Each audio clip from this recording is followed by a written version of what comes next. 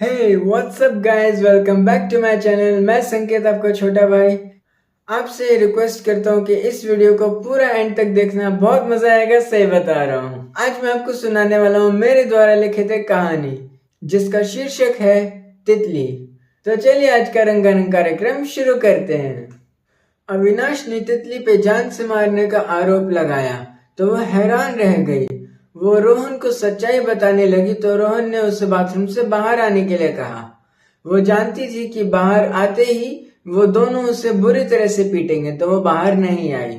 रोहन ने उसके बैग में से उसके माँ बाप, मानव और सहेलियों की फोटोज निकाली और उनको फाड़ के जला देने की धमकी दी। ये सुन के वो फूट फूट कर रोने लगी और फोटोज को छोड़ने की गुजारिश करने लगी, पर उस राक्षस के कान पे जू नहीं रेंगी और उसने सहेलियों की फोटो को आधा जला के दरवाजे के नीचे खिसका दिया। तितली ने पानी डाल के आग बुझा दी, पर वो फोटो पूरी तरह से खराब हो गई।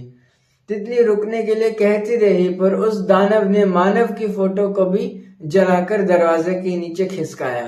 पर इस फोटो की आग को उसने बिना गीला किए बुझा दिया और चाबी वाले छेद से देख लिया। अगला नंबर माँ बाप की फोटो का था, पर वो बाहर आने को तैयार हो गई, पर तितली ने ये शर्त रखी कि वो उसे नहीं मारेगा। रोहन ने अपनी माँ की कसम खाकर कहा कि वो उसे बिल्कुल नहीं मारेगा, जिस पे तितली को यकीन आ गया। वो बाहर आई, पर आकर उसने देखा कि उसके माँ बाप की फोटो को फाड़ा हुआ है। उन टुकड़ों को उठाकर वो रोने लगी तो अविनाश ने उसके हाथ पैर रस्सी से बांध दिए और रोहन ने अपनी लेदर बेल्ट निकाल के उसे मारना शुरू कर दिया। मानव की अधजली फोटो भी वो फाड़ के उन सारे टुकड़ों को जला दिया।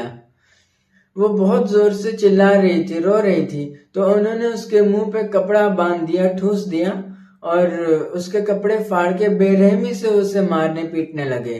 तेज आवाजें सुन के रानी जागी और उनको शोर ना करने के लिए कहा। गेट कीपर, ड्राइवर और मैनेजर भी उठ गए और पड़ोसी भी गेट के सामने आकर खड़े हो गए। सबने मिलजुल कर ये फैसला किया कि पड़ोसियों को ये कहेंगे कि नौकरानी को सांप ने काट लिया है और उसको हॉस्पिटल लेकर जा रहे हैं। तितली 1 महीने की प्रेग्नेंट और घायल थी, तो उसके पेट में भी दर्द होने लगा था। उन्होंने तितली को खोल के अच्छे कपड़े पहनाए और गाड़ी में बिठा के हॉस्पिटल ले गए। उसका इलाज करवाया और अगले दिन यानी 17वें दिन सुबह 11 बजे उसको होश आया। उसको अभी भी शारीरिक, मानसिक और दिल में दर्द हो रहा था। उसके मन में जान बचा के भागने का ख्याल आया। उसने बहुत सोचा और वो काफी देर तक सोच विचार करने के बाद इस निष्कर्ष पर पहुंची कि वो किसी से मदद मांगेगी। वो दर्द में भी हिम्मत करके उठ खड़ी हुई और दरवाजे तक पहुंचते ही उसने रोहन को वहां आते हुए देखा। वो बुरी तरह से डर गई, कांपने लगी और वापस अपने बेड की तरफ जाने लगी। रोहन ने उसको बड़े प्यार से सहारा देकर बेड पर बिठाया। उसने उसको आराम से रहने के लिए कहा और सुबह की दवाई पिलाई। वो उससे प्रेम से बात कर रहा था और उसके रात के बर्ताव के और अभी के बिहेवियर में जमीन आसमान का अंतर था। तितली को बड़ी हैरानी हुई, पर उसको और हैरान होना अभी बाकी था। रोहन ने कल के बर्ताव के लिए उससे माफी मांगी और दोबारा कभी ना दोहराने की कसम खाई। साला मजाक बना के रखा हुआ इन लोगों ने तो। डॉक्टर आए और उन्होंने कहा कि अब ठीक हो, अब सब ठीक हो गया है, पर ध्यान रख रहे कि ऐसा दोबारा ना हो, वरना बच्चे की जान को खतरा होगा। उन्होंने कहा कि स्ट्रेस और टेंशन मत लो और ज्यादा से ज्यादा खुश रहो। तितली शाम को हॉस्पिटल से डिस्चार्ज हो गई और फिर रोहन उसको फिल्म दिखाने सिनेमा हॉल ले गया। पिक्चर देखने के बाद उन्होंने शॉपिंग मॉल में खरीदारी की और स्ट्रीट फूड भी खाया।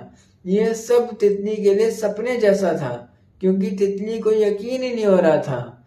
यही नहीं, अभी और सुनिए। वो घर पहुंचे तो तितली फिर सहम गई, पर घर पे रानी और अविनाश ने भी उससे माफी मांगी। तितली को लग रहा था कि यह जरूर कोई सपना देख रही है। क्या राठौर परिवार अब सुधर गया है? क्या वो अब तितली को खुश रखेंगे? जानने के लिए देखिए पार्ट 7। आज का शाउट आउट जाता है ऋचा जी को। Thank you very much. मेरे इस वीडियो को लाइक, कमेंट और शेयर कर देना। चैनल पे नए हो तो सब्सक्राइब करके जाना और मेरे चैनल नेम पे क्लिक करके मेरे बाकी वीडियोस भी देखना। आज के लिए बस इतना ही, मगर हम मेरा ही प्यार के फिर मिलेंगे चलते चलते। जय हिंद, वंदे मातरम, भारत माता की जय हो।